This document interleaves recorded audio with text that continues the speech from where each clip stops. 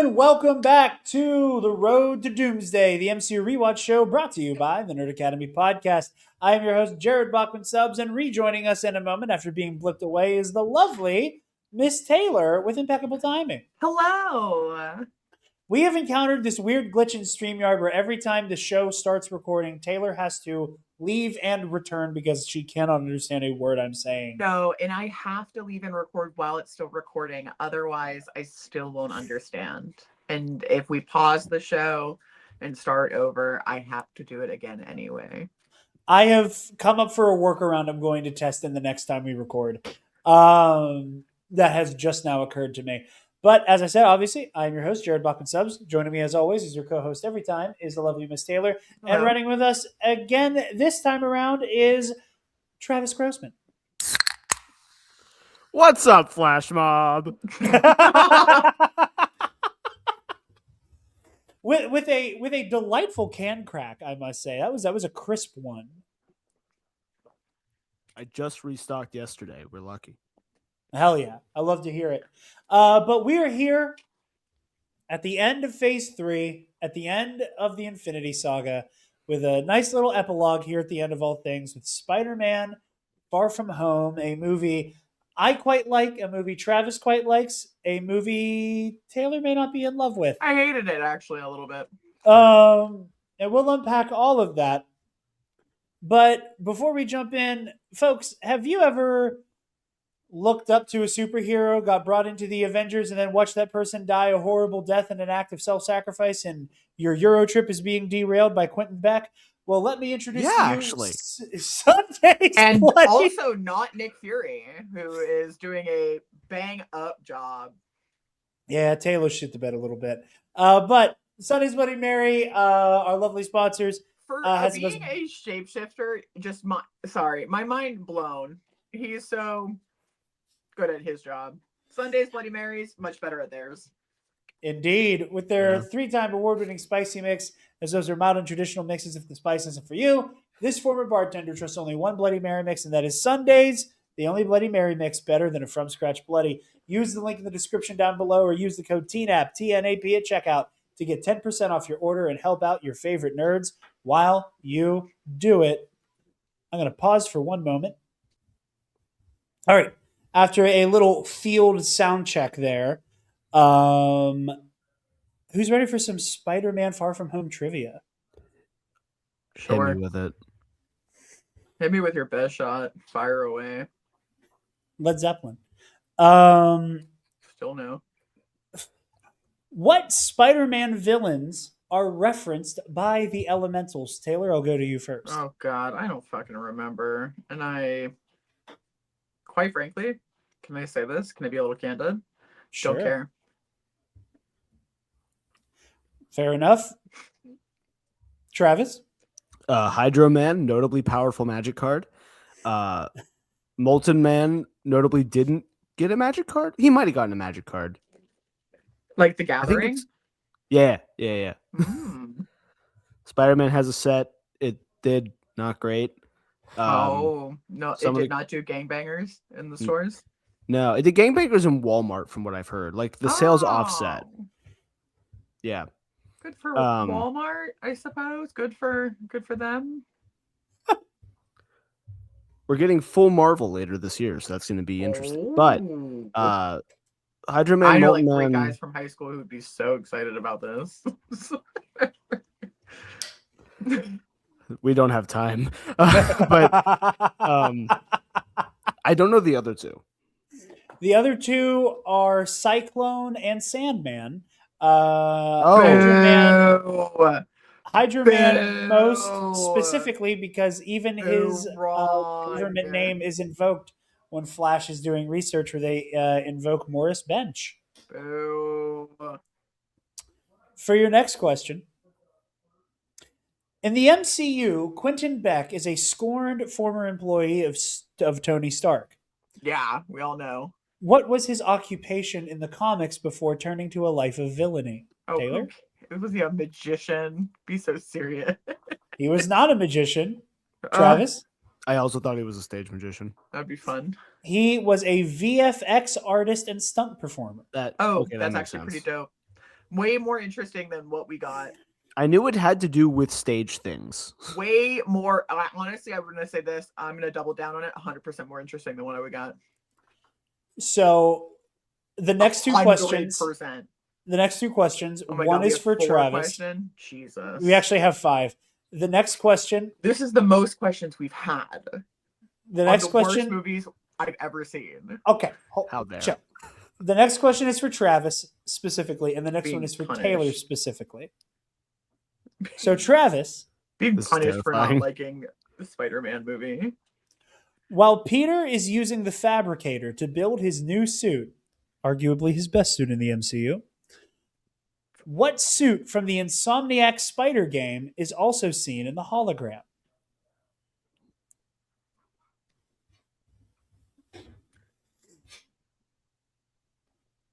As in, Do I technically know this because you said it? I just said a suit from the games was in there. Oh. But I chose to make this Travis specific because you know what's you've funny? not played those games and it would be utterly unfair. It's Yeah. funny because I was just thinking about how I want to replay them recently. You're saying from the games like it's not the white spider? It is not the so, okay. Isn't it the Iron Spider one? The one from the game? No. Oh. The comic Iron Spider is there, I believe. But there is a specific suit, and I will even give you a hint, Travis. It is from the base game from Marvel Spider-Man. So it's not a DLC suit. So not Velocity or anything like that. It is a suit made for that game, an original design by Insomniac that is featured in the hologram. An original for the game. Yes.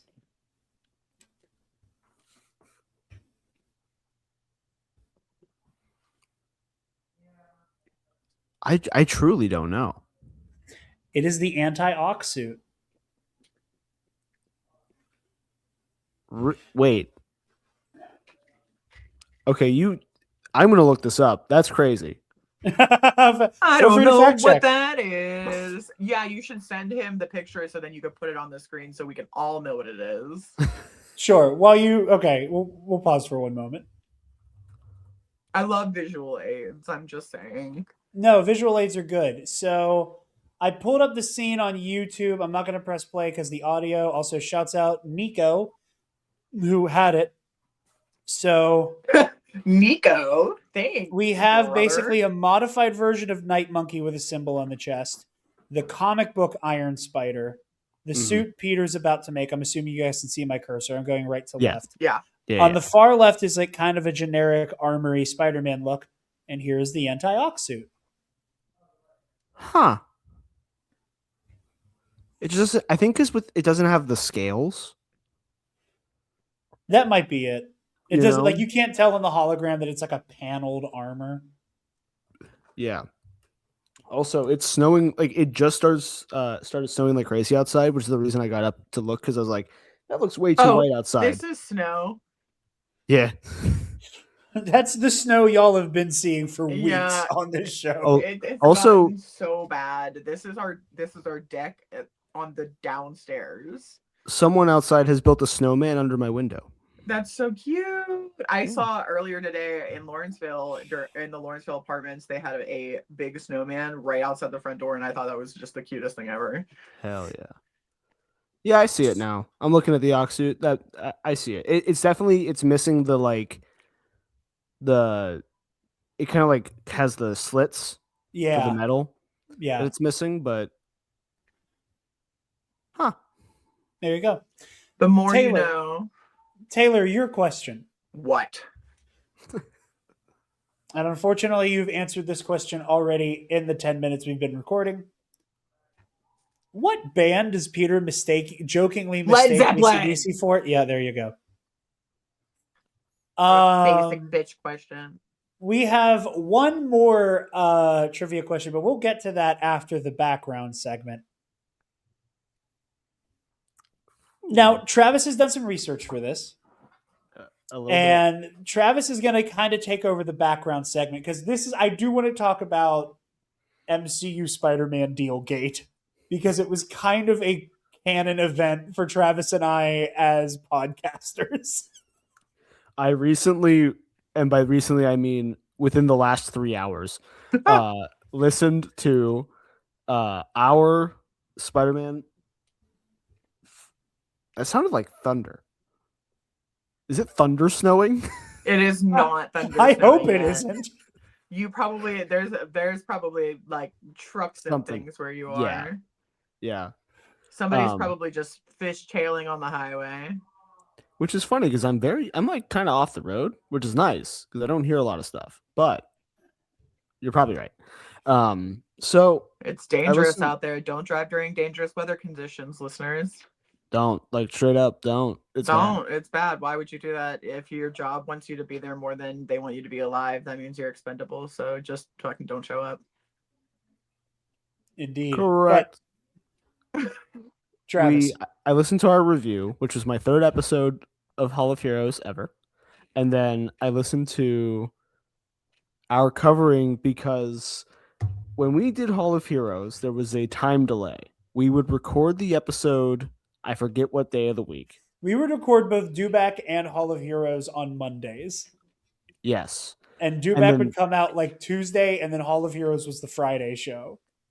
So there was always like 3 or 4 day delay in us recording to release, which meant a lot of times there would be a larger announcement that we wouldn't get to. And normally it wasn't big enough for us to go, well, we have to fix this. We have to get this into the recording.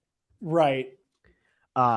Except in that episode, and I should have, but apparently in the episode we're like, yeah, people are talking about that they're in negotiations, but there's no way that they don't come to a deal. And then we had to snip in an extra 40 minutes of us discussing how they didn't come to a deal.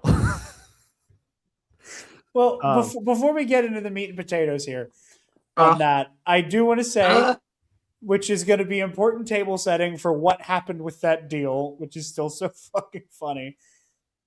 Spider-Man Far From Home had a budget of $160 million and made $1.132 billion at the box office. Yeah. It is funny listening. We quote, it wasn't that high yet, but we quote that box office amount a lot because like we just cannot fathom how Sony was letting that happen. Yeah. So originally, Marvel had already repurchased the merchandising rights for Spider-Man, which they still have. That has never been in dispute. Right. The original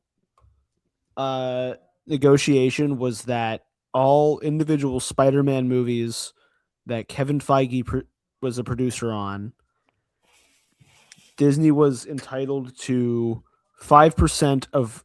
I've seen opening day and also just 5% of the box office. It's first ticket. Also, I'm just going to say this.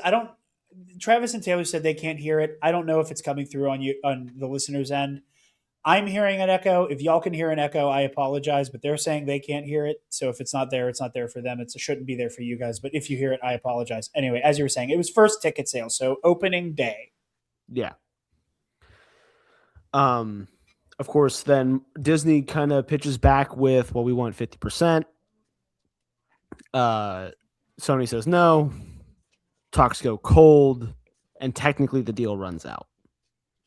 Correct. In looking into this, I'm starting to make some connections in that maybe this deal is what spawned the whole multiverse saga.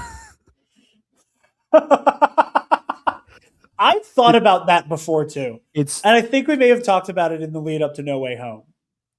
So Sony has its leaks in 2014, famously thanks to North Korea. The funniest domino effect of all time. Yeah. Everybody loves to talk about 9/11 happens and that causes Twilight, 50 Shades of Grey, and My Chemical Romance. My Chemical Romance, then Twilight, then 50 Shades of Grey. Put some respect on My Chemical Romance. Put some respect on Jarod Way. Sure, fair. But like there's that whole that whole sequence of events. To me, I think it's really funny that Sony took a chance on an anti-North Korean comedy. Their emails get leaked. Spider-Man becomes an Avenger. No Way Home happens, and maybe an entire series of MCU films can be directly credited to North Korea hacking Sony Entertainment's emails. Because when you read about it, so like after the original deal, obviously Sony starts producing things like Venom, which are not in the MCU, but they have explicitly said we are intend not in the MCU. They're like, we intend for Tom Holland's Spider-Man to make appearances. Famously, Tom had shot a cameo scene for Venom that never got put in the movie. These are all things. Vulture shows up in Morbius. My favorite cameo of all time. I don't know what I'm doing in this world, but I think it's because of Spider-Man. Michael Keaton gets to be in the worst movie I've ever seen in the theater in my entire life, and I still have never seen the entire movie. I had a friend when I worked at Walmart who would claim famously to only have ever seen 5 movies in his life. Oh, yeah. That's impressive if you really think about it. And then he told me he watched Morbius. So he's a liar, because how do you watch 5 movies and that's one of them? Well, that was number 6. And he... Okay, so this kid didn't have a TV, apparently. Yeah, well, he watched it in VR with his friends and him were in VR chat. Yeah, they had like a VR movie theater thing set up. It was a whole thing. And because he was so earnest, he almost genuinely convinced me that "It's Morbin Time" was a real line in the movie. Because I hadn't seen it. You could actually still gaslight me to say that that's a real line in the movie, because I still, again, never seen it. It's a parody. Unfortunately, I had to leave. I had to leave and do something that I am legally allowed to do, but shouldn't talk about on camera.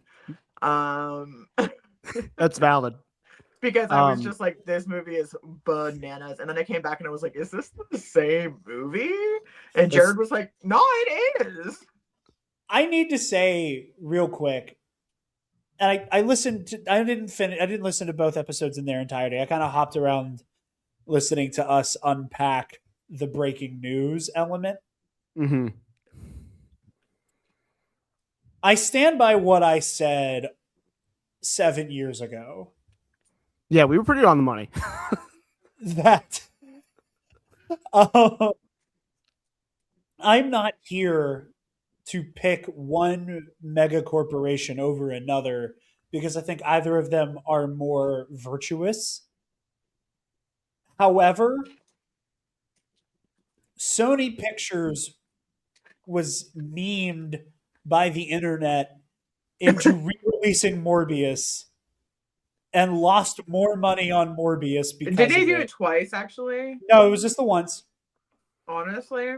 But so much of the internet joked. What a beautiful thing that happened. So much of the internet joked, we thought Morbius was so funny, we'll all go see it again like 3 times. We should go see Craven again, Jarod. Nope. You did that movie I've never seen. Fun fact for everybody, we've talked about this before. Taylor and I make a habit of every Valentine's Day watching the worst movie we can possibly see, because our first Valentine's Day, we went to see Death on the Nile, and we were like, well, we got to chase this high. No. First Valentine's Day was a good movie. The second one was bad. No, it was Death on the Nile. Oh, well, Jarod has a better memory, so. And we were like, we got to chase this high forever. And how could when you chase that high? Decided, come on, let's be so serious, everybody. Well, we were trying to chase the high. Champagne to fill the Nile. $118 billion to Israel. But we decided last year that we were going to watch Craven the Hunter for Valentine's Day. And we got about 30 minutes in. We were watching it in bed. Taylor starts to nod off, looks at me and goes, hey, can you wake me up when something happens in the movie? And I said, what the fuck do you mean? And Taylor said back to me, It was so bad. It was so bad. I have never seen a movie so bad that I was like, I would literally rather be doing anything. No, like when we were watching the Falcon and the Taylor Winter said, "I Soldier would rather recently- simulate dying than watch Kraven the Hunter from when we beginning were to end." watching the Falcon and the Winter Soldier, I literally for the first episode was like, I would rather be doing chores right now, and so I did because I don't know what just you're could talking not- about, Taylor. We totally haven't watched Falcon and the Winter Soldier and WandaVision already, and you totally can't tell that happened because our hair is radically different than it was when we recording this episode. Yeah, I To know. the two that should happen after it. I don't know what you're We're talking not about. wildly glamorous right now for this episode. My hair isn't visibly shorter, and you don't have a completely different hairstyle from. I don't actually have Farrah Fawcett ringlets right now. But anyway, yeah. So all of that to say, yeah. I don't trust Sony. I do not trust Sony with the that Spider-Man rights. movie was so bad that I was like, I would literally like. It was not even that late. I was just like, Oh, I this is don't yeah. want to be alive. Yeah. Simulating death. But anyway, Travis, continue back to what you were saying. Yeah, to kind of apparently I had a great argument back then that I forgot until re-listening. But like, you know, you have Into the Spider-Verse, which is one of, if not the greatest Spider-Man movie of all time, and it did absolutely terrible at the box office comparatively, because Sony just can't make it work, and they're allergic to doing well. Exactly, and so we said then that they need to reach a deal or this is going under. We were a little more. I think we definitely gave too much credence to, well, what is the MCU gonna do? They would have figured it out. Yeah, but like literally would have just Disney would have just ended up buying it. Like they would have been like, all right, we said what, that honestly, too. Yeah, like honestly, we did absolutely say that. Let's just we buy were it. like, Fuck it. Let's just buy it. We're like, when do we hear about the antitrust suit for Disney buying Sony? But yeah, they did it to Fox. You know, like. And that was Trump 1. That was prime time, baby. They would have gone like how quickly, you know what I mean? The decision can happen. We weren't at the point where the president was calling George Stephanopoulos George Slopadopoulos quite yet.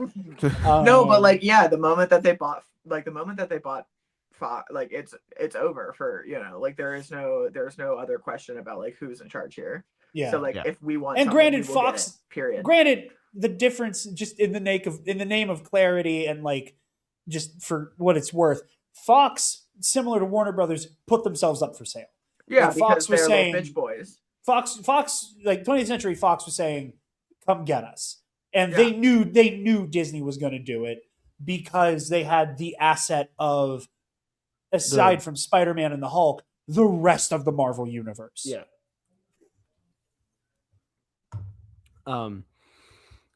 But so obviously during this time they make Venom, they have a whole thing where they're like, we're gonna make multiple Venom movies, we're gonna make Morbius, we're gonna make. I loved Venom. Venom was so fun. And they've said we intend for Tom Holland Spider-Man to be in these movies. I would have been so excited. The MCU pushed back, and what I see in that move is when you have something that's supposed to be in the MCU but has plausible deniability, i.e. the Netflix shows or Agents of S.H.I.E.L.D., it's hard to keep track of when it's not directly under Kevin Feige's roof. I'm saying Feige like he's... No, I know it's not literally him all the time, but like... It's been Kevin Feige all along. Next week. So I think, you know, the team in Disney saw, if we let Tom Holland Spider-Man interact in these other movies, there's a non-zero chance we have to cut this off and just say that like he only showed up a couple of times and he doesn't exist anymore. Yeah. And then I think with Spider-Verse doing not commercially well, but critically well, maybe Sony saw a thing where they were like, well, we can utilize the Spider-Verse. And Marvel, you know, post reaching a second deal, which we'll discuss in a second, maybe saw, oh, well, this is a way for us to incorporate, to let Sony, everyone can have their cake and eat it too this way. Yeah. Sony just has to make good movies, which they didn't. And what do you mean? Madam Web rocked. That was the best movie of the MCU canon. Las Arañas. I still haven't seen anything past Dude, Venom 2. No, please, for the love of Christ, can we do Madam Web? Like, we need to do that as a group. This is a foundational film. This is one of the greatest movies that have ever been produced in their entirety, and it is the worst thing I've ever seen. Yeah. That was one of the movies that we were mocking back during the leaks. Yes. Dude. And by that, I mean Travis and I in high school talking to each other. We're like, oh, this Madam Web was the fucking biggest winner for me in the theater. I was like, this is the greatest thing ever. But yes. Okay, but back to the deal subject. Yes. Right. Yeah. So I do think there's a non-zero chance that what comes of this deal ends up spawning the multiverse saga. Like, unironically, I think that might have been how they arrived there. I don't think you're entirely wrong. I think it was something that was on the mind. I think it's knowing how successful the multiverse, the multiple characters being the same, how quickly successful that was. I think that was an immediate, like, pull the trigger, let's go. And I think on some level they wanted. I think Marvel Studios had that in mind on some level, just because like it just feels like they doubled down. They doubled down, and it's one of the only times where like Marvel Studios was not leading Hollywood trends. Like the MCU blows up, the Avengers are instantly iconic. Everybody wants a cinematic universe. Every franchise has spin-offs. Fast and Furious. We watched the Dark Universe die in the crib 32 fucking times. It just keeps happening and happening and happening. Where Sony accidentally kind of starts the multiverse trend. And then the MCU, like we were saying, doubles down on it. DC tries. Does a whole thing. They do a whole thing. Even though in the comics, it is the DC universe that is most well known for multiverse stuff. Yep. Because of all the crisis events. But because of every time they need to reset their entire universe, they're just going to pull it all. They're going to do it all, the whole thing. They're never going to have that. The anti-monitor woke up on the wrong side of the bed and it causes like a multiversal apocalypse. Marvel will always half-ass a like full rescale event, like with the X-Men or with like the Maximoffs. Like they will only ever half-ass it. They will be like, all right, so the Maximoff twins are actually no longer mutants, but that's the only thing that's different. Haha, boom.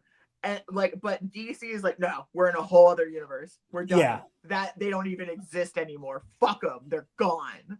Right. But like Marvel will be like, no. Everything else, totally the same, but it's a little bit different now. And like, that's the extent of how they go. Yeah. Some film rights changed, and now we can use these characters the original way again. Yeah. So which is a good way for the MCU. Again.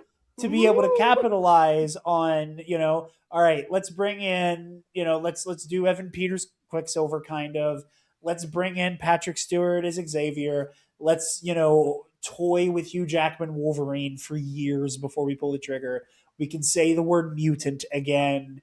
All that jazz. But continue. Take us into the New Deal. Take us into the New Deal. Call me I almost said RFK. I know you did. Are you going to do the voice now? You have to do the voice now. I don't know what you're talking about. So the New Deal. For every $1 billion Spider-Man makes, I get 18 gallons of beef tallow. I was waiting for you to make a beef tallow joke, if I'm being honest. But anyway, continue, Travis. Current deal for No Way Home. The movie that we now know as Spider-Man No Way Home, which at the time we just knew was the third Marvel Spider-Man film. Right. Disney financed 25% of it in exchange for 25% of the film's gross profits. Oh. So they making money. Yeah, they ended up doing the thing, like, again, when we talked about it, we were like, obviously the 50-50 pitch was a high ball. They're probably going to come down to either 70-30 or 75-25. They came down to 75-25. And I did hear myself say this 7 years ago, and I stand by it. I may not go to bat for Spencer's buck wild fucking take, where Spencer was like, fuck Sam Raimi, fuck Mark Webb, which I thought was hilarious. But I do think, much like Disney in their acquisition of Lucasfilm did rescue Star Wars from being a dead, slipping into obscurity franchise, I think that the Spider-Man brand had so much harm done to it because of Spider-Man 3, a movie I love, but I understand most people don't, because of the TASM movies, Excuse you. I think that Spider-Man 3 is a wonderful production. I think that's pure cinema. I think the bonk noises are my favorite things that I've ever heard in my life. And I think the doink noises are absolutely impressive. I think we don't get better sound effects in any movie I've ever seen from James Franco specifically, or a character that looks like him. And I think that's a genuine American treasure. But like the Spider-Man brand was damaged, and I think it was even more damaged when those emails came out, where Sony was clearly floundering. Like it became public knowledge that they're like, okay, Venom movie, maybe.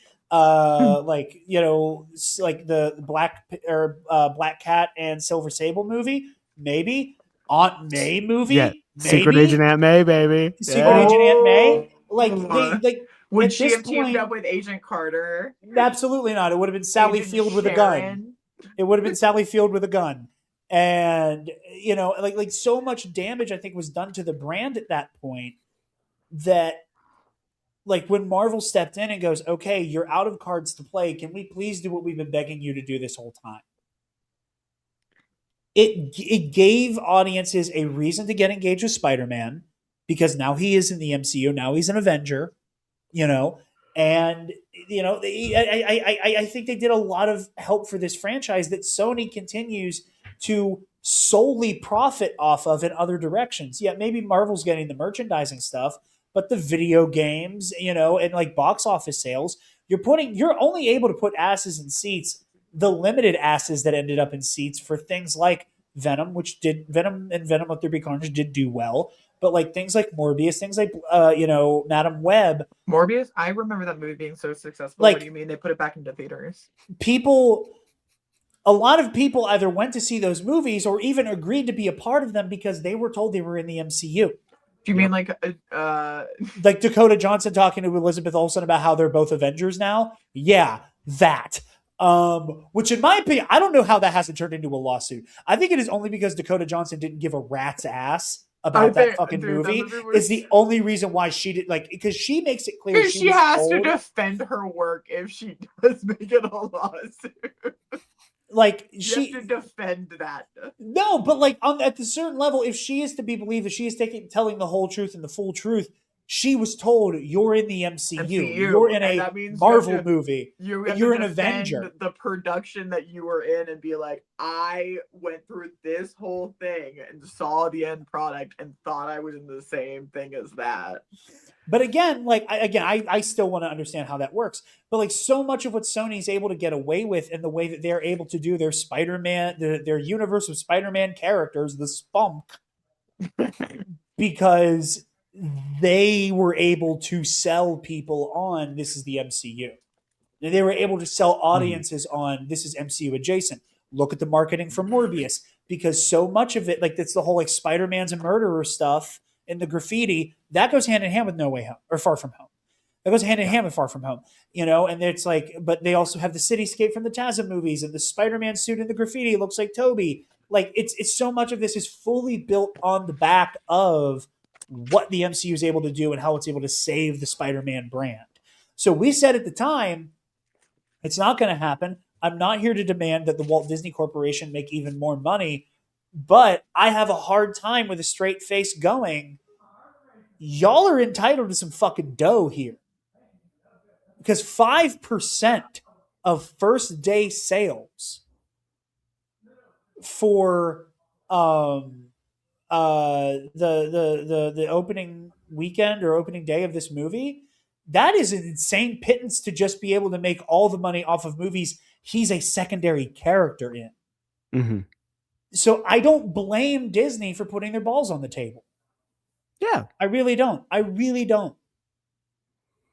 I mean, it's one of those things where like when you have the initial deal and you're like, let's test run this and make sure it's good, and then obviously you're gonna like you're having gangbanger success after gangbanger success. Of course, you're gonna want more Yes, the only way we should ever measure success. money, baby.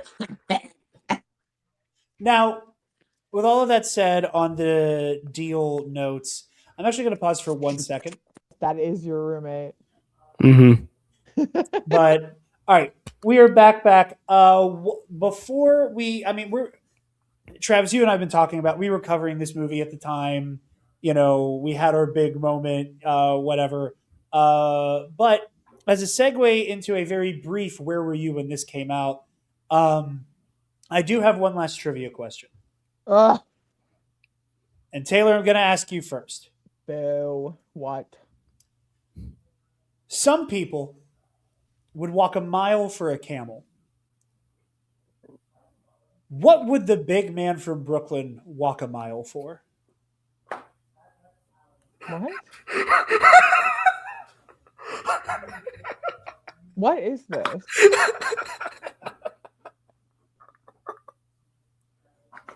Would you like me to repeat the question? No. Would you like to use a JTE? Would you like to use a JTE? No, I don't understand. I don't want to answer and I don't understand. All right, Travis for the steal. Yeah. Oh! Some men would walk a mile for a camel. What would the big man from Brooklyn walk a mile for? The big man would walk a mile for a fucking Quaalude. Hey, the big man's back. www.thekidfrombrooklyn.com. Did you ever see them signs on the highway billboards years ago? I'd walk a mile for a camel. Or they used to have cigarette commercials. The guy used to say, I'd walk a mile for a camel. Well, let me tell all you young people out there, the big man would walk 20 miles for a Quaalude. Let me tell you, that was the drug back there in the late 70s and 80s. Quaaludes, the good old Aurora 714, and they changed it to lemon. I tell you. Quaaludes For those were who- big with Bill Cosby. For that, Jesus fucking Christ. That's a fact. It is, but I wasn't expecting a Cosby joke. For those of you It who have wasn't not a been joke. with us, It was a fact. You're right. For those of you who weren't with us back in the Hall of Heroes days, as Travis alluded to, the Far From Home review episode was Travis's third episode on Hall of Heroes. On Travis's second episode, he shows me this video of this boisterous gentleman known as the big man from Brooklyn going on a 5-minute tirade about how much he misses Quaaludes. Where by the end of the video, Well, his face was for sure. By the end of the video, his face is the same shade of red as Taylor's shirt. It is one of the single funniest things I've ever seen in my life. It is a video I have shown to so many people.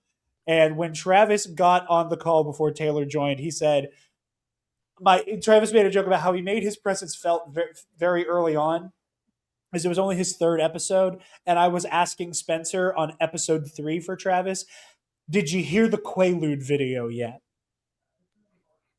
So I had to pay homage to that and that core memory for Travis and I. Taylor, this has basically been a lot of where were you for Travis and I. Where were you when Spider-Man Far From Home came out? Well, I was in the theater. I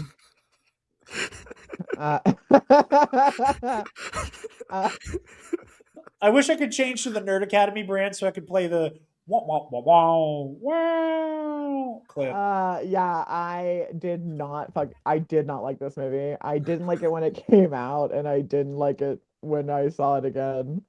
And it's not because I didn't like specific performance. Like I loved Tom Holland's performance. I thought he was so wonderful. I liked Zendaya's MJ at the end of the movie. Like middle to end, like the moment that she figures it out, from then on, I'm like, yeah, but I will die for you, girlfriend. Before that, she is insufferable as ever. I didn't understand why these kids are going to this weird Euro trip. Sorry, like it just this is one of those situations where it's like, okay, yeah, Spider-Man isn't poor anymore. Like he gets to just do things. Like this guy, like I understand maybe it's a scholarship, whatever, it doesn't matter because it's Tony Stark and he backs him for whatever, but like, it's just hey, he just gets to do whatever and we don't really care to explain. Um I thought Nick Fury was like very bizarre, and then we figure out why he's bizarre. Um, and I absolutely fucking hated Quentin Beck. And I hated him because I hate a recycled Iron Man villain. I hate a guy who is just a villain for a different character, and now I have to watch this not be about the guy who I care about in this movie. Like I came to see Spider-Man. And I to be honest, I came to see Spider-Man and I came to see Spider-Man fight Mysterio, right? Um, Instead I get Spider-Man fighting drones with more steps. And I hated it. Also, Ralphie, baby, what are you doing here? Babe, like, come on, hun. Why aren't you producing movies, Peter Billingsley? What's going on? Get out of here, Ralphie. I just like I would have really loved a street illusionist villain Mysterio who is like a thief or a this or a that or another thing in New York. Um, because I feel like it would have been more impactful for Spider-Man. I feel like because he could have leaned on more of like the actual city, the city he lives in, the city he loves, the city he's so accustomed to. So like some of the illusions may not work because it's like, oh well, I know where I am. Like this is my home. Like this is where I exist. I mean, Um, to your point, I did just send you that funny clip from Spider-Man the animated series There's not a good where deli. there's not a good deli on yeah, this side of New yes, York. yes, exactly. And I Did was I like, send that to you too, yes. Travis? Either you sent it to me or it popped up because of you. One of the No, two. seriously, but that's exactly, I'm like, that would be so much more fun for me, for this character, for what's going on with him in Like, I context. don't fully agree with you, but like, I like that is a credit to your argument. It makes more like it just feels more Mhm. authentic for the character. Because again, throughout this whole fucking movie, what is Peter saying? He's saying, I just want to be the friendly neighborhood Spider-Man. I just want to be in my city. I just want to do my thing. This isn't a vacation and I want to be on a vacation and I want to go home and then I want to be Spider-Man. But like right now, I don't want to be Spider-Man and I want to be a guy and I want to be with a girl I really like. And it just is very frustrating because it's like, same, bro. Like, I wish you could have been like, yeah, look at all these cool pictures of us in Europe for 2 weeks. All right, I have to go fight Mysterio. Like, I would have absolutely adored that. I think that would have been just so nice. I think that would have been a nice little tie-up, button-up for the MJ Peter. Like, she could have figured it out during the same trip because he stops a mugger.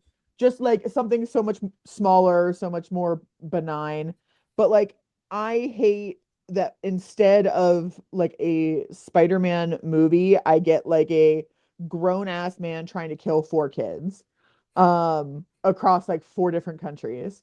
And I'm good. Like I don't need a guy who hates Tony Stark and therefore now has to kill a bunch of kids because he's gonna be Tony Stark with all his buddies, but he's also a malignant narcissist who can't do anything without destroying everything around. It just is like a hat on a hat on a hat on a hat on a hat on a hat. And I'm fine up until the third hat. Like I just wish we could take some off and I wish like it could be You more wish it was centered. specifically the hats that say Stark Industries on it to take those And off. Yeah, and like let's take away the drone. Like I like the little introduction that he gets here with like a magic perspective, especially because the next movie we get of Spider-Man is heavy magic based because that is the whole reason the plot happens is that he fucks up a spell. And like, it's not that he needs to be introduced to like straight up magic, but like a taste of it is neat for him to like figure out, grapple with, come to terms with, and then also grow from going into the next movie. Instead, he just has to be like, I'm not Iron Man Jr., and you're also not going to be Iron Man. Drones are going to be destroyed. So, like, the whole thing didn't even matter. This whole multi-billion-dollar piece of technology is actually just fully garbage in space now. And also, now everybody knows I'm Spider-Man. So where were you basically turned into the unpacking the Tony of it all. Yeah, And the thing that I hated the most when I saw it. sure, if I may have a rejoinder for you, and I will I will a little bit agree on. I really wish this movie took place in New York. Yeah. I understand on some level wishing that it was a just Spider-Man in New York City story because quite frankly, we really haven't gotten a chance to do just Spider-Man doing shit in New York. I think part of that was at the time a lot of the criticism of the MCU and of like the superhero movie bubble building and building and building and building and building was we're tired of origin stories and like people, in my opinion, erroneously saying it's all the same, every single movie is the same. And in the same way that the MCU kind of like threw its hands up and said, after Doctor Strange, we're really not going to do a whole lot of origin stories. And kind of making an effort to avoid that sameness, especially when you have a character with Spider-Man who was facing a lot of the same criticism at the time as Batman, where it's like, how many Batmen are we going to get in a 10-year period? Was kind of the cry being let out. How many Spider-Men are we going to get in a 10-year period?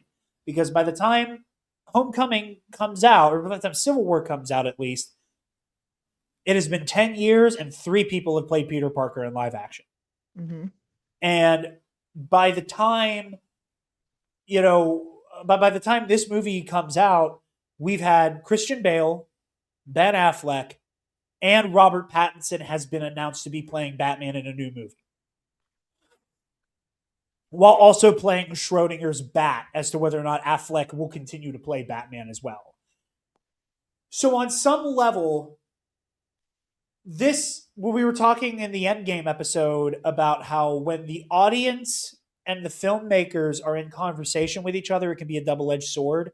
Sometimes you end up in instances where the filmmakers and the audience are very much having the same conversation, and the audience is able to figure out where the filmmaker's mind is.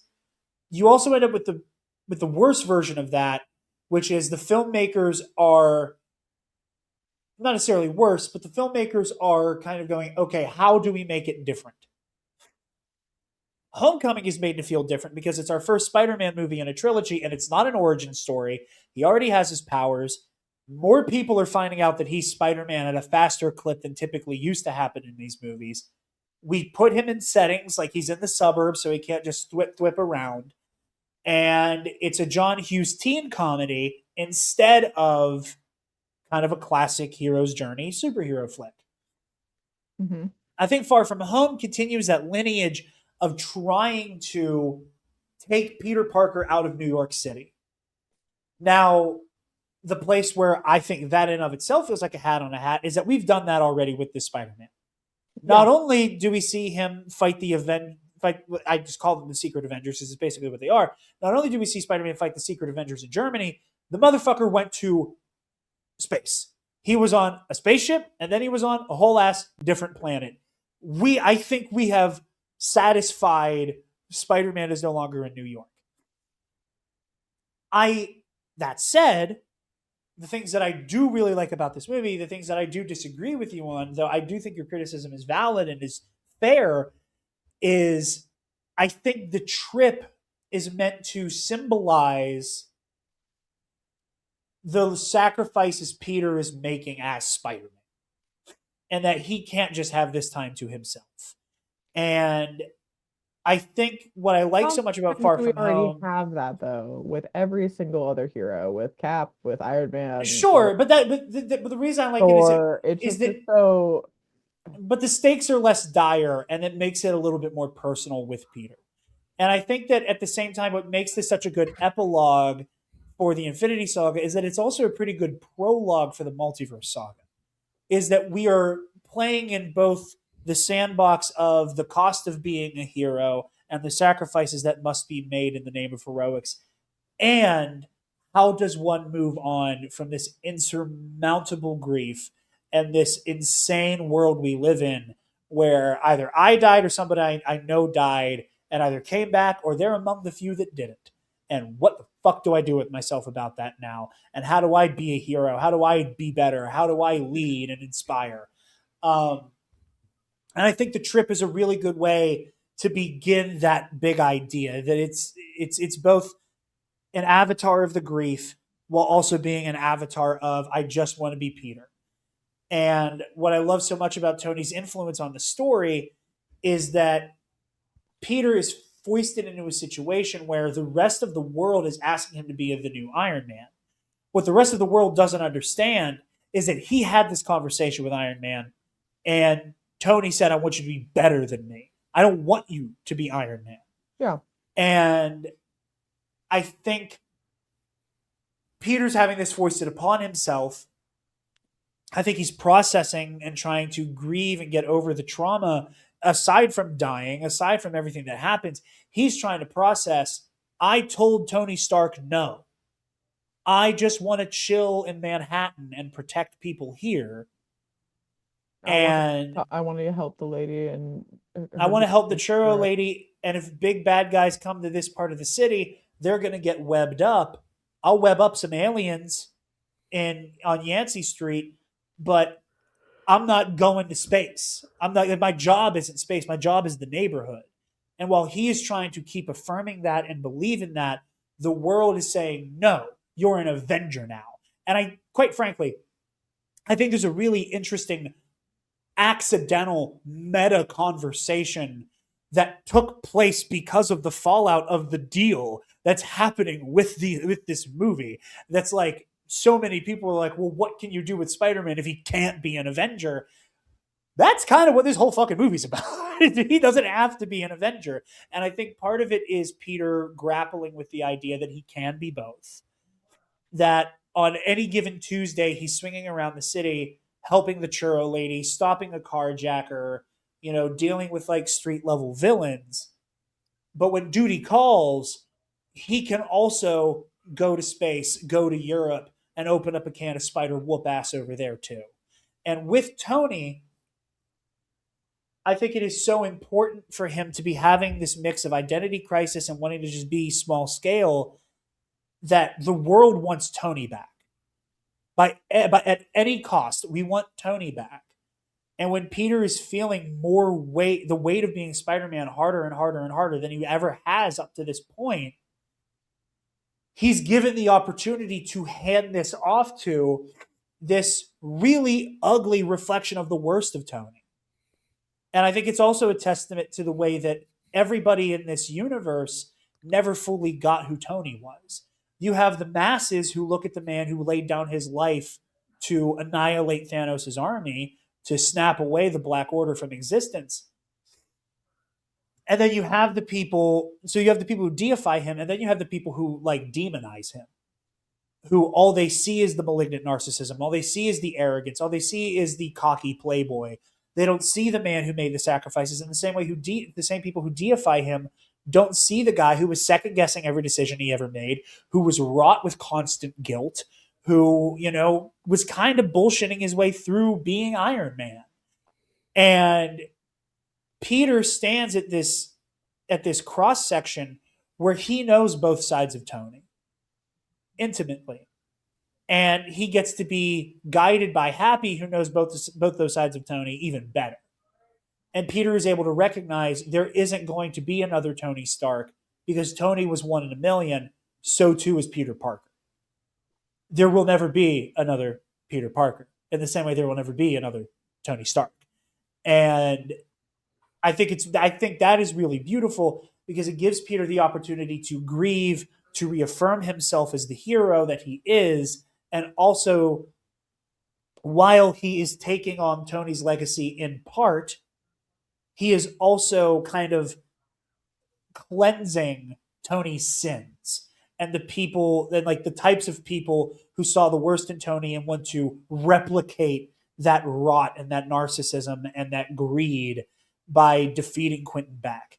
I will also say, and then I'm going to throw to Travis here, I also will say, while I don't disagree with you that I would have liked Mysterio in New York doing Mysterio things, every single real Mysterio story kind of always comes down to Peter fighting the illusion head on and just like breaking the smoke and mirrors. Which and is cool. I quite like the fact that this is a very modern take on Mysterio. I think a lot of it is rooted in, and maybe this is a me thing, I think a lot of it is rooted in, like Beck says in his dying words, people will believe anything these days. You know, when this movie came out, we were first hearing the words deep fake for the first time. You know? So I think on some level, I really like a Mysterio who is using technology, who is fooling the masses, who is giving them a very simplified thing to believe in. You want a new Tony Stark? Here you go. You want a superhero who's basically all of the Avengers rolled into one? Here you go. Things are scary. You want a simple solution? Here you go. And I like that, again, it's embracing the worst parts of Tony, where this is not some type of revolutionary technology with countless applications the way that the Stark tech is. This is just the military industrial complex being used to stage a series of fucking false flags. Like, it is the worst of what Tony was. It's like the arms dealer, the merchant of death. It is Peter. I mean, yeah, but they also are using Stark tech because they pillaged it because they are all former Stark employees. Sure. And again, it is the diaspora of like Tony's legacy. And I don't think you can quite tell this version of Peter Parker's story without him grappling with the death of his mentor. Like, that is such a core tenet of the hero's journey. It'd be cool if his mentor was Ben too. That'd be neat. Of course. Nobody is going to disagree with it. We wish the words Ben Parker were not limited to a monogrammed suitcase. Like, it's... Like, that's what I mean, is that, like, there are so many things that, like, I feel like we have missed with this version of Spider-Man. That, again, he is a phenomenal version. This is an amazing portrayal of Spider-Man, but, like, the issue, it comes in the form of what we do end up missing. Sure. And I think my conspiracy theory, I think it is so radically different, kind of for the sake of being different. I think that's a Sony thing. I think that's Sony listening to rabble too much. And, you know, I think that's part of the issue. And I think that after we've gotten a lot of superhero stories, for better or worse, whatever, in like the more recent years, I think that a call to go kind of back to basics with Spider-Man, I think people got their fill of making Spider-Man feel different and now went, oh, part of the secret sauce of Spider-Man is him just kind of swinging through New York and helping people. And I think that that's kind of the trajectory we're on for Brand New Day. Travis, we've both been going for a minute. How do you feel about the whole Tony's legacy, Mysterio of it all? I give the floor to you, sir. As a general statement, this is my favorite Spider-Man movie, the way Iron Man 2 is my favorite MCU movie. If that makes sense. You know how you arrived at that? It was on FX. Actually, Quaaludes! Anyway, well, how I arrived at that was, I'm trying my best, Julius. Oh my god, we didn't even hold on. Time out. We didn't even fucking talk about how we saw this together. We didn't even talk about seeing this movie together. Yeah. Before we even got to the movie, Travis and I were in stitches hanging on to each other because the trailer for Spies in Disguise was the name Yeah, of that's the what it's movie. called. Yeah. And it's like Will Smith and somebody else. Tom Holland. And it was, motherfucker, you're right, it was Tom That's Holland. why they were advertising the movie so hard. Jesus Oh my Christ. god, the animated blue sky illumination film. Yeah, where Yeah. Will Smith gets turned into a pigeon. And I Yeah. remember where Unburn me, Walter. You better Wait, unburn me right now. or I'm gonna What is that? and I'm like, dude, we heard that. Travis and I were hanging on each other, and for the rest of the movie, we are just enraptured by Mr. Harrington and Mr. Dell. Like every time JB Smoove opened his mouth, I was loudly cackling in a way I didn't even want to be. I'm sorry. One of the funniest lines in the MCU is, "As a man of science, witches." I was keeled over with like the popcorn in a vice grip, rocking back and forth, laughing my ass off. Taylor, to give you context, I laughed as hard at "Unburn Me, Walter," as a man of science, witches, and "I'm trying my best, Julius." Something that got just as much of a laugh out of me the other night when we watched this. To this day, I was laughing at all three of those the way I was laughing when we went to see House of Gucci. Oh, a pigeon.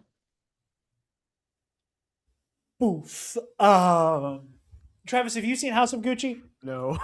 We're gonna all everybody three of us should are gonna all get see fucked up House and do of a Madam Web Gucci. House of Gucci double feature. Jesus Christ. Oh my god, the best movies that ever were made.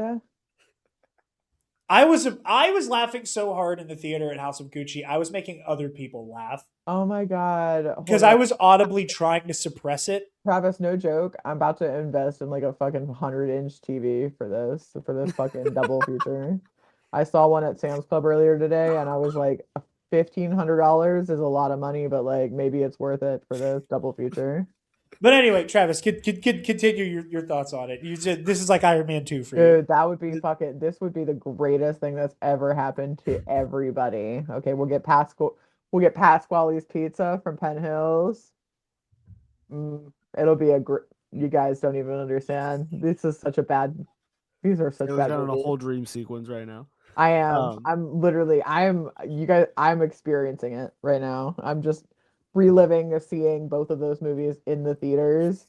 And it is terrible. I love it. Iron Man 2 gets a lot of flack.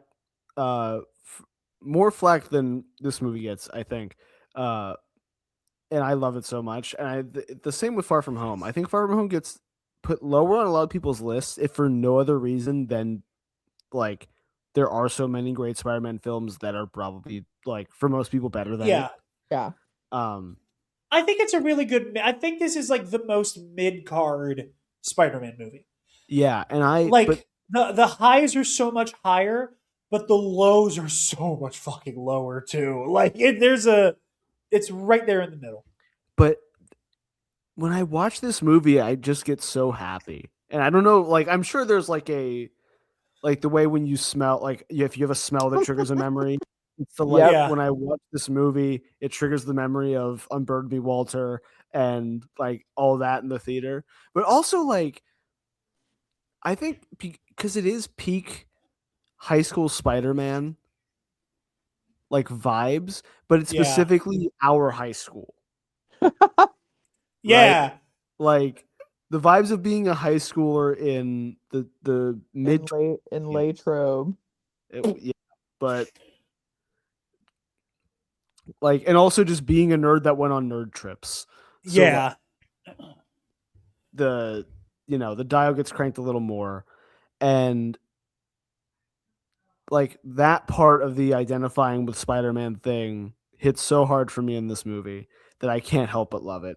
And also, like I was thinking about it today, I think a lot of the themes in this movie are like very well thought out inherent Spider-Man themes. And it's like they made this incredible cake, this incredible Spider-Man cake, and they got like the moistness just right and the density of the cake just right. Everything like texturally about the cake is correct. And then when they gave it to the person, they forgot that the person ordered a chocolate cake and not a vanilla cake. Oh. And that's the New York setting. Yes.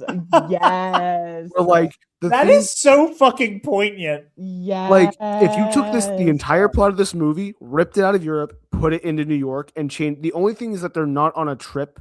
It's just that like over 3 days, a random weekend in New York where like the science club's doing a thing and Peter's gonna like talk to MJ.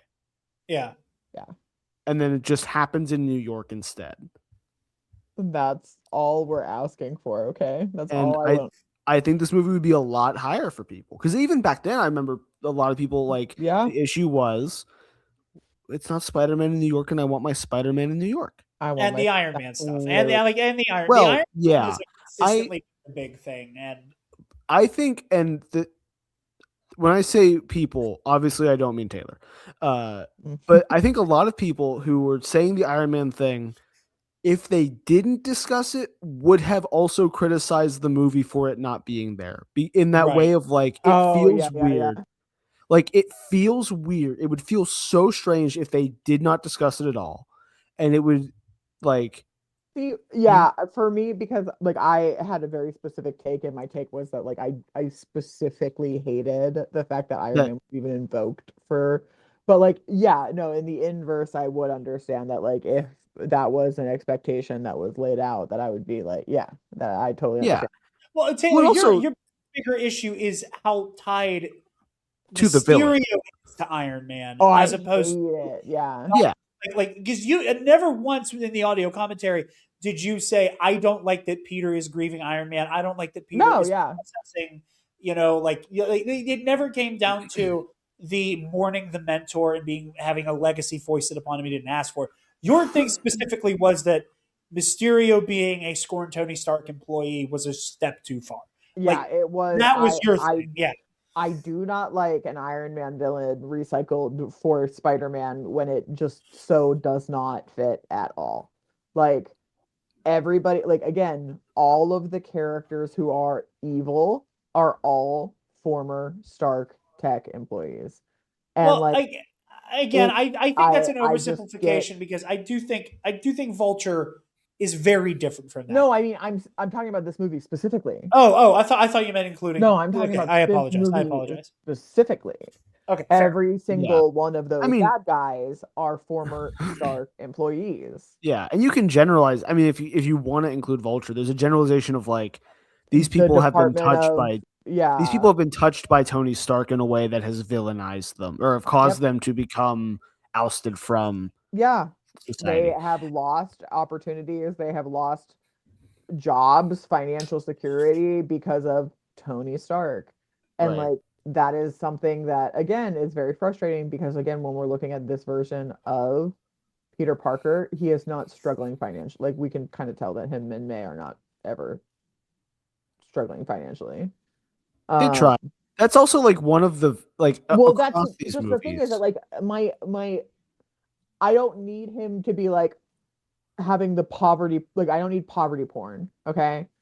I'm just saying that like this version of Spider-Man we can kind of tell does not struggle with whether or not we are going to make it to next month in this apartment. My And you can pushback, tell because of the kind of apartments they're living in.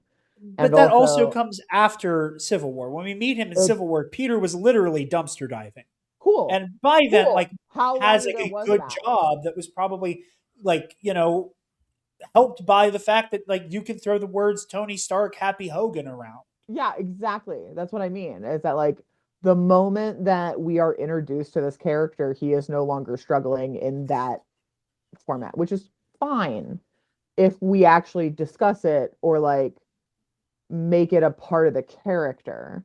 Mhm. Because if we're just going to erase that identity, we're erasing a portion of this character. Like Spider-Man is famous for not having anything, and obviously we'll get more into that in the next film. But like, how did it take 3 movies for us to go from like, yeah, we can imagine that they had it kind of rough to them never needing to question whether or not like anything was on the table. Like, I period. They're going to definitely galas and they're going to different events. Happy Hogan is just handing them a $25,000 to $100,000 big ass check and she's not even like blinking at it. Like that's a normal, like she's just like, things happy. Like it is something that is like so detached from like what we would traditionally think about with this character. And then again, am I saying that that's a do we need the poverty porn? No, we don't. But like we also like just ignoring it is also like a deviation from this character that we've normally seen. If I may, I think for the Because like reason I'm like Sam Raimi Spider-Man. Like let's think about Toby's. But also, Toby Spider-Man spends most of the time on screen as an adult. Like Yeah. Well, this, I mean, not the first movie. He was a child.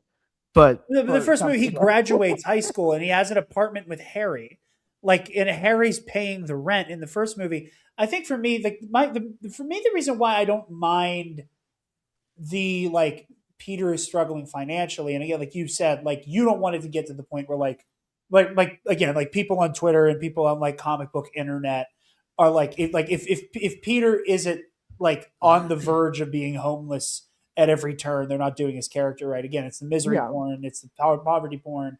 Where There's I absolutely think no people reason to have that. And I think people too closely associate misery with Spider-Man, and I went on a monologue about that in the Homecoming episode. For me, part of the reason why it doesn't bother me that much is I think that is another symptom of it needs to feel different. I think that because we've seen it before, like TASM doesn't really touch Peter dealing with bills. Like that's not really a thing TASM and worries about at totally. all. But again, there's a difference between the way that Tasm is doing it and the way that we're doing it here. Sure.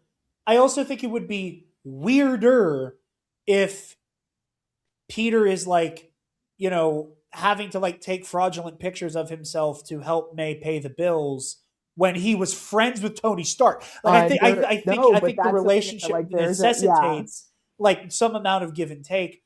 Also for me, I personally am a big proponent of let Spider-Man move on. That is like one of the biggest like calls to action right now to Marvel editorial is that like every 3 issues, Peter is either doing something wildly nothing to do. Like right now, Peter's in fucking space and Norman Osborn is Spider-Man in the comics.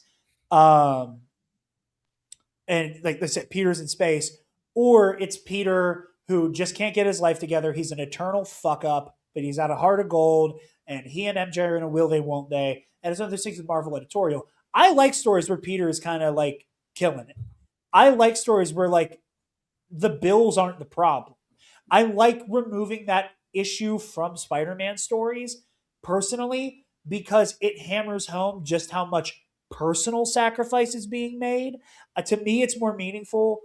And again, it's a taste thing. It's just a what do you like, what do you don't like. It's a what do you eat when you're at the buffet. I gravitate towards stories where Spider-Man is making sacrifices that have nothing to do with money and have everything to do with I am doing damage to my personal and friendly and romantic relationships and my reputation as a student, a scientist, a partner, whatever. Yeah. Because I have to keep doing Spider-Man stuff. No, And I understand that. Yeah. for me, and again, this is a me thing. This is not. I don't want this to come across as a condemnation of what you're saying, because I don't think that. But like, to me, I think, is Peter gonna pay rent, or is Peter gonna fight the Scorpion? That dichotomy is a little cheap to me. And yeah, I mean, it comes down to like the generalization of mostly because it's been so well tread. I had to put that little end cap on it. Continue. Like the generalization of like Peter always has to pick between a normal thing in his life or being Spider-Man. Whether that normal thing is going on a date with MJ, making sure his homework gets turned in, actually showing up to work, paying his bills, right? Mm-hmm. And given how the MCU, like especially at this point, didn't know how much longer they'd have. I think like when your whole universe is framed around team ups, right? Like to keep the overall arching story of the cinematics rolling the way Marvel has, you have to always be working within that shared universe, or else like it feels wrong. Right. And so, like, tying him to Iron Man can make sense because, again, because you're introducing him in Civil War, so you're like, what little we can evoke from that book possible. Not Yeah. little as in like they did little, but like we actually can't adapt this book, but we want to invoke some parts of it. So we're going to take the fact that Tony is inducting Peter onto his side. And I think because Which in not Civil he War, doesn't actually tell the whole truth too, but yeah, right. Well, he's 15, so of course he's gonna lie to him. Yeah. But like in that Hey, movie, hey, hey, Doesn't hey, matter. hey, we're in the fucking minority of Team Iron Man. What the fuck are you doing? Friendly fire, bro. Friendly No, fucking fire. No, he lied to that child. You signed the accords, you two-timing fucking dago. No, He fuck lied you. to that child. He lied to that child. I mean, that entire movie, I wasn't on that episode, but that entire movie, all Captain America has to do is call Tony. That's it. Dude, He has to make one phone We call. cannot No, afford to litigate period, Civil War. like, We no, hold cannot on. afford I to wanna relitigate Civil pause. War. Because let's be so serious, Tony wants to be mad at Steve when Natasha and Nick Fury also knew him longer. So like let's shut the fuck up about Steve's portion of this. Natasha and Nick Fury also both knew and No. I don't mean also about Bucky. I both- mean in the moment. Well, Anyway. I'm just saying that like even just at the end all be all crux of Yeah. the issue that he has later and the whole fucking mental break he gets, like Natasha and Nick knew, and they also knew you longer, and they also lied to you forever. So like, sorry that Steve knew for shorter. He also but that's knew his you for boyfriend. less. Exactly. Exactly. Thank you, I King. personally don't know that Natasha or Fury knew They that do. the They Winter do. Soldier killed Natasha Howard and knows Maria because Stark. they were fucking banging. Okay. They I- were absolutely Okay.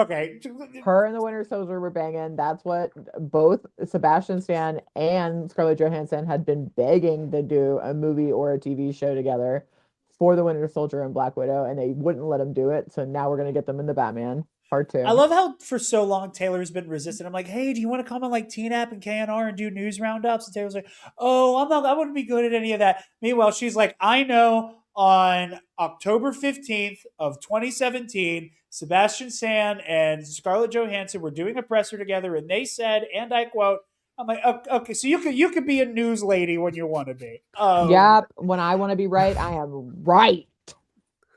But the classic, like, because Bring in the Civil same War, energy Miss Piggy does to every fucking conversation.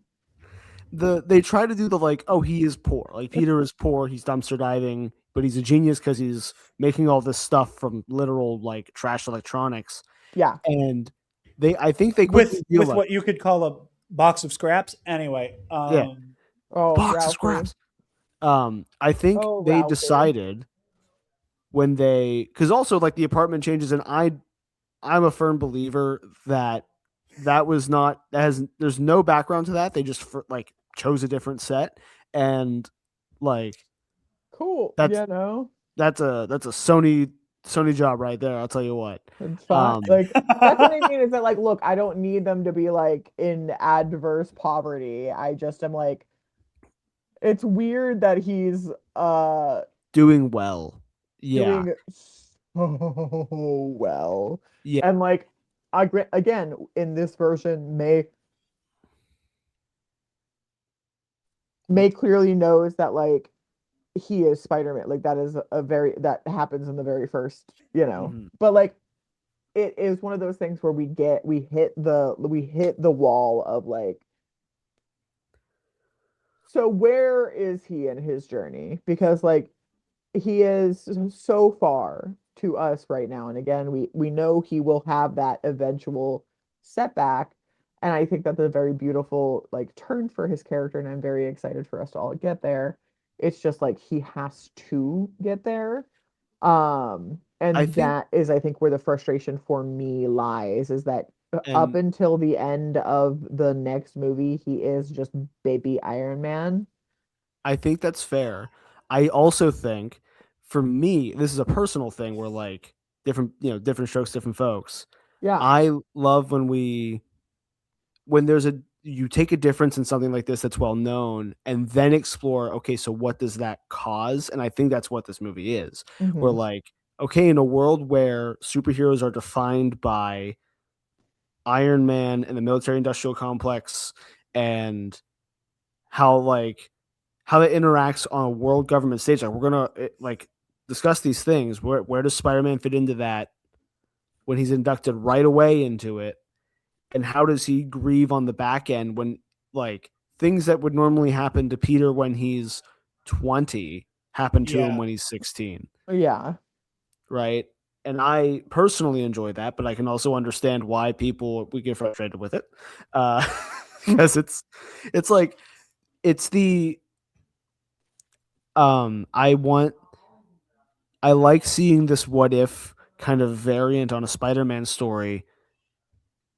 It's a shame that like we haven't quite gotten The normal Spider-Man story Spider-Man. first. Yeah, Yeah. exactly. Like we get the inverse before we actually get the background of the Right. character. And that is where the frustration I think really does lie. Yeah, you're right.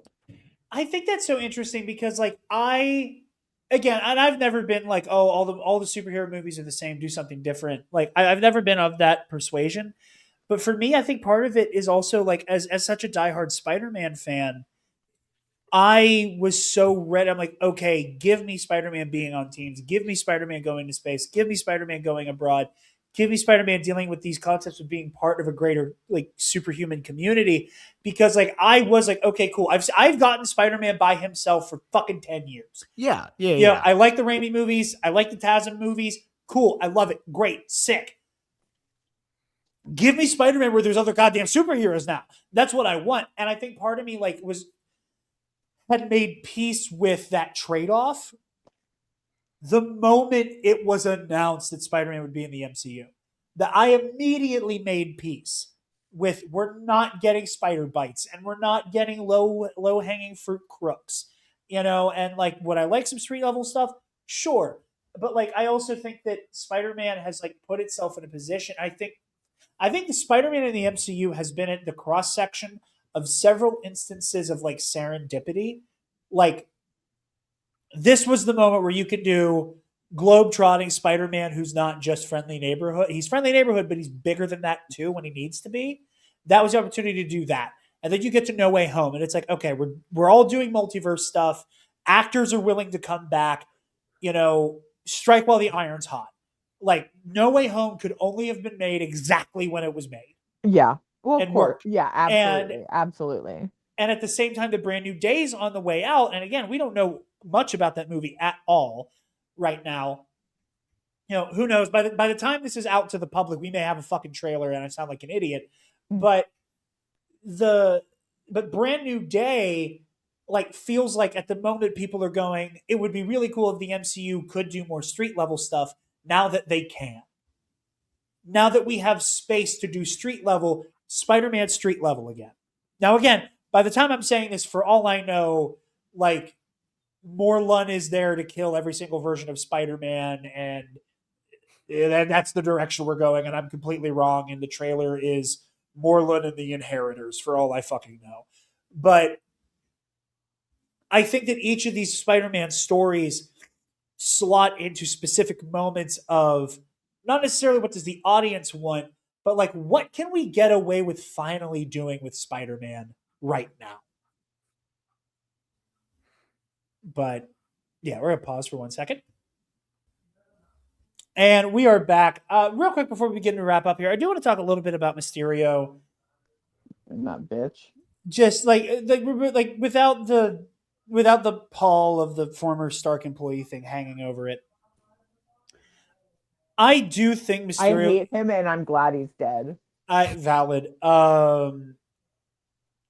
I quite love what Mysterio serves. I have a playlist As actually in this- named that, and I'll link that to our Patreon subscribers, my best friends. Like I said earlier, like with the Tony element of like the malignant narcissism run rampant.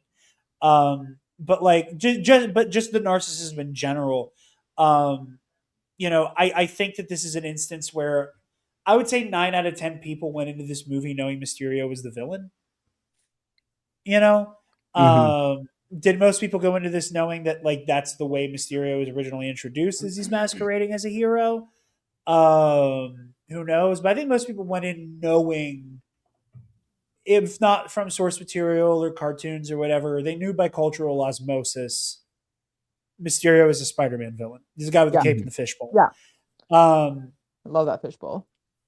and the suit is fucking immaculate. My It God. actually looks so good. Like, I'm not gonna lie, I hate it. I hate it bad. I hate it bad because I love playing Barbie dress up in Baldur's Gate 3, and I would put I would use the fuck out of that armor. It just looks Like, so it's good. so good. It's so good. And again, it's Mysterio knowing exactly what people need to hear at any given moment to go along with what he's doing. Like, it extends into just the way he's dressed. Like, you know, Flash, it's either Flash or the kid who's trying to get with MJ, say, like, he's like Thor and Iron Man smashed Brad, into one. yeah, Is he it's Brad? He's like Thor and Iron Man smashed into one, but he also kind of looks Doctor Strangey, but like some of like the visual, like the scale mail is very Captain America in the last suit we saw him in.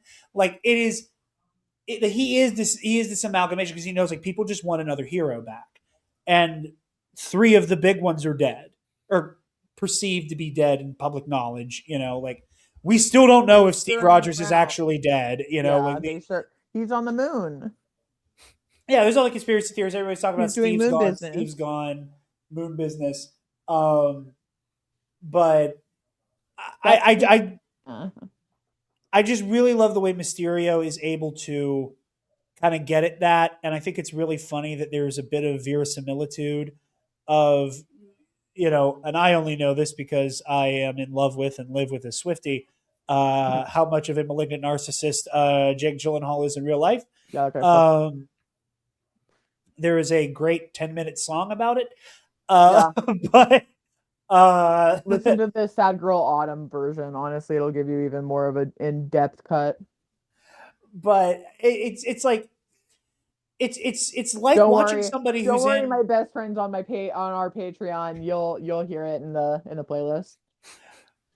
I'm but gonna make Jared upload it. Like, that's not gonna. I was literally about to say, when we're done, email me the playlist and then I we'll have get to. in the I'm gonna email. make him do it. But I what I love so much about the way he you know, handles himself and, you know, goes through the world is it's exactly what people need to hear. It's exactly what they need to see. And he does such a good job at getting people to be vulnerable with him, to cut them off at the knees. Sometimes it's more subtle than others. You know, like the first time we see him do it to Peter is after Peter and Fury get into the argument, and Peter's sitting on top of the building, and Mysterio flies up, and Beck goes, he's like, "Hey, Fury sent me up here. He wanted to tell you that he's sorry for the way he lashed out at you." And Peter goes, "Really?" Because like Peter's like, "Oh, good, an authority figure isn't actually mad at me." And Beck immediately goes, "Oh, you guys don't have sarcasm, No, yeah, you're sarcasm fucking on your stupid. planet," and immediately makes Peter feel small. Like and then while Peter feels small and vulnerable, he then goes to start excavating emotional, you know, like intimacy with Peter. And then we see it again in the bar when he convinces Peter to give him Edith, when they're talking, and he's like, "Yeah, man," he's like, "You got to do what's right for you, and you got to, you know, like you got to live what's true to you." And like Tony picked you, and like he's bigging him up, bigging him up, bigging him up, bigging him up. And then whenever Peter puts the glasses on, it is that dagger of, I'm going to be honest, they look kind of stupid on you. Like, he's negging Peter Parker. It's Like, 'cause he's like a bitch. he is a bitch. But he is just straight up. Like, it's like I'm watching some like douchebag pickup artist tutorial.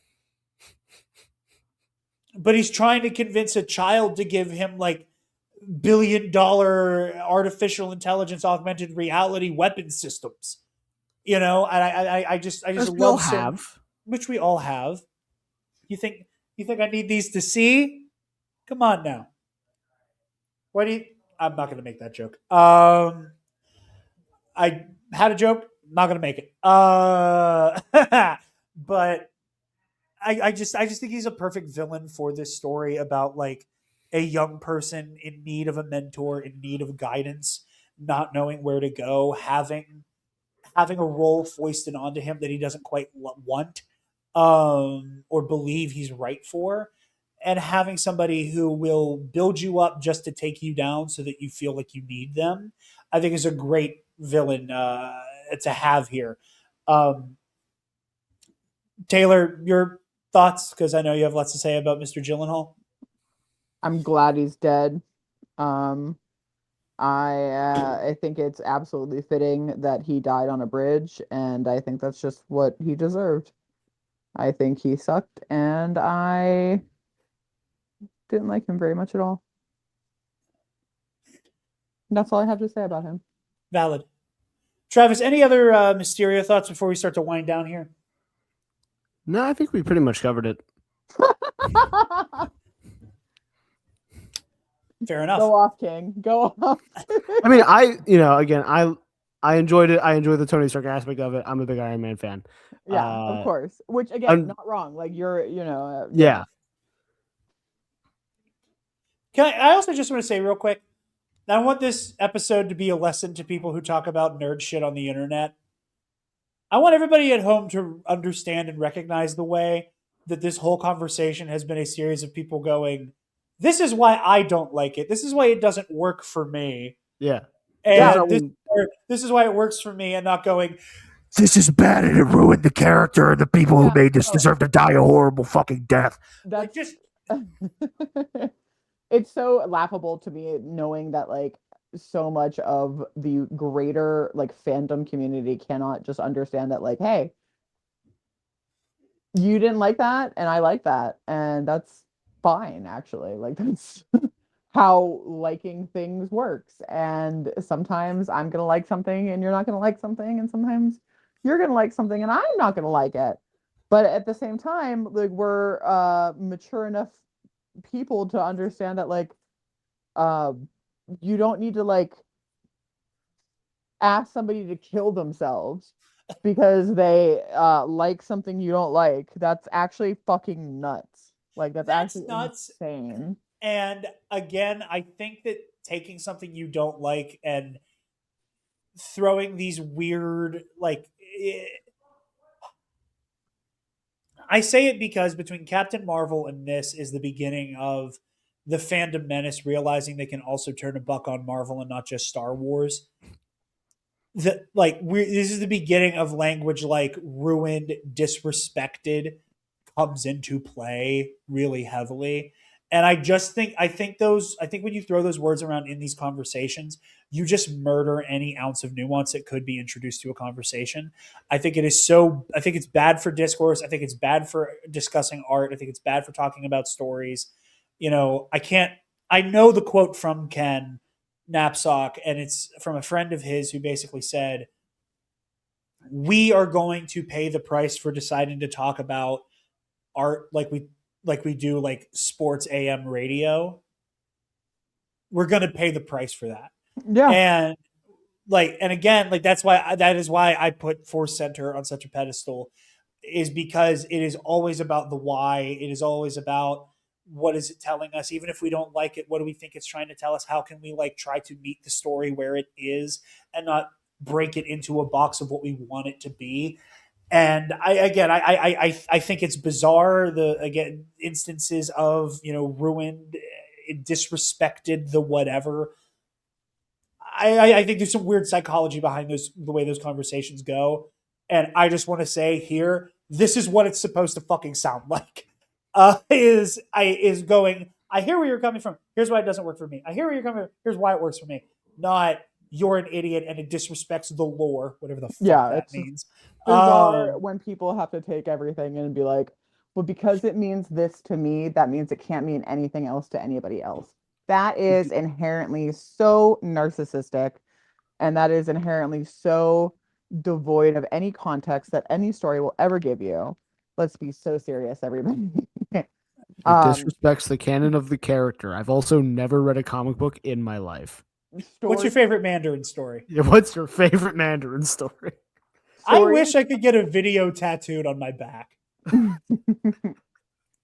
Yeah, like stories are not meant to be solely accessible by one individual. It's just not, that's not accurate to life, okay? Like But that said, before we wind down, we have not talked about the best character in this movie at all.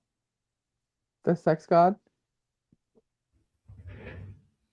The Betty and Ned stuff is so goddamn funny. Not what I was about to say, but I just wanted to acknowledge that.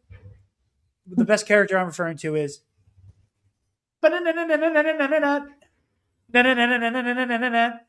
alert, red alert, red alert, red alert, red alert, J. red alert, Jonah, red alert. Jonathan. I'm gonna do research on this. I am to this day convinced somebody who is working on production of these two movies in particular listens to fucking Knowledge Fight. There is a depth of understanding about the InfoWars Alex Jones presentation that you can only get if you are either an info warrior or a policy wonk. Those are the only two people who understand those specific schools of dark magic that well. That is it. That is fucking it. Taylor pointed out, I didn't even notice this because I don't think I've watched this movie since I started listening to Knowledge Fight. Taylor pointed out J. Jonah Jameson has fucking stackies. He has papers He has so many spread across his fucking. He has all the stackies. stackies. Somebody He's working on ready. these movies. I don't know if it's one of the writers. I don't know if like Chris McKenna listens to Knowledge Fight. I don't know if a production designer listens to Knowledge Fight. He The is ad- ready to go. He is ready to cite the stackies. It's time to pray. Put on your big boy pants. Every Alex Jones quote. I'm fucking telling the ad pivot. I can't wait to get to No Way Home because I am gonna have a little crash out about how it is just Alex Jones. Like the framing here initially. I think we probably talk about it in the episode, Travis, about how tickled pink I was. Yes. About it just being Alex fucking Jones. Yeah. Like I've been obsessed with this man since the Last Week Tonight episode. I've been like, who is this guy? I love it. Just truly fundamentally, there's a policy wonk working on these goddamn movies, and nobody will ever change my mind on that. There's someone's got to be there, and there's a funny snake eating its own tail. As I told Taylor, and I have to go back and find this. There was an episode of Knowledge Fight right after No Way Home came out, where Alex is talking about how he wanted to go see No Way Home because he heard he's getting made fun of in the movie, and it's basically like the globalists took over the mall, so I couldn't go. Yep, I fully remember that. I'm telling you, there was no, it happened. That's fully real. I absolutely remember that. Like that is a vivid detail I remember because I remember you talking about it when we seen this movie. It's so funny to me. Policy wonks, if you're out there, if you're listening to this, if you know, please tell me what happened. And if I'm not allowed to talk about it, I won't talk about it. Just tell me, and I'll keep it between us. I just need to know if somebody either. That's girls. I need to know. But anyway, that's all. Movie ends in a wonderful cliffhanger that I had mixed opinions about at the time, but I quite like in hindsight. But yeah, it. You don't like the Peter Parker. You don't like that his identity gets outed. I hate it. Do you hate it less because of what they do with it in No Way Home?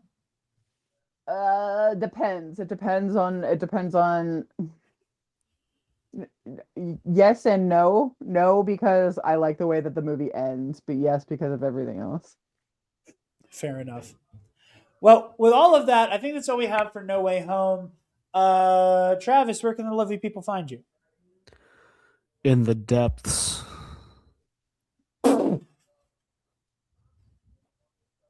Fair. Taylor, who's moved locations, where can the lovely people find you, my dear? You can find me on Blue Sky at Quicksilver Girl, GRRL dot whatever at bluesky.com or something probably. And yeah, you can also find me hating on Jake Gyllenhaal besties on Patreon. Love you guys. Wonderful. Jarod, where can everybody find you and the show? Wait, hold on. Jared, Yes. where? You can find Thank me God. on Instagram and Blue Sky. Taylor, you need to understand, Jarod Ware has gone into every other show I've ever been a part of. Mm.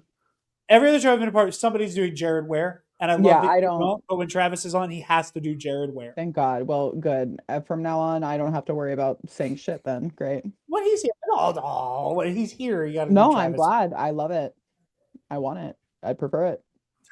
Can you be here for everything so I don't have to say anything? I watch a lot of fucking TV shows. That laugh was so damning. Come on, You guys let's can go. find me on Instagram and Blue Sky at Dark Jedi 2552. You can find the Nerd Academy podcast on Facebook, Instagram, Blue Sky, YouTube, wherever you get your podcasts, and on our website, thenerdacademypodcast.com, where if you're feeling generous, you can donate to our Patreon. Our $5 patrons, aka Taylor's Besties, can get exclusive access to every episode of The Road to Doomsday, or I'm sorry, early access to every episode of The Road to Doomsday, and exclusive access to our audio commentary series for all the movies. $10 patrons get that and shout outs at the end of every episode. So thank you to Paco and Ray Clausen. Paco, fellow policy wonk. You can also catch Taylor and I on Luminous Odyssey, the High Republic RPG series over on all remaining systems. We're having a good time over there. There should be more episodes out by the time this comes out, I believe. I sure hope so. I sure hope so. You can also catch me over on Pro and Noob, the anime rewatch for Mitch, first time watch for me show, where right now we're making our way through Attack on Titan, having a great time with that. Saw some horrific shit today that I'm never going to be able to unsee.